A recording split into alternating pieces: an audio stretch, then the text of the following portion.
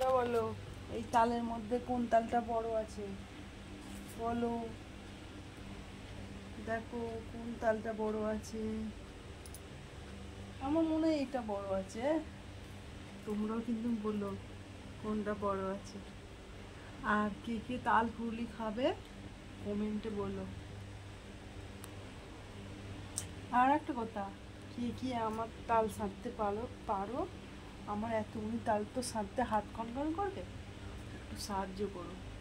কেন ফুরুলি খাবে আর তাল সাঁততে হবে না? যে যে ফুরুলি খাবে সে আমার তালটা এসে ছেড়ে দিয়ে যাবে। দেখো আর একটাও আছে ওইদিকে কালো, কে কে খাবে বলবে। আর যে যে ছেড়ে দিয়ে যাবে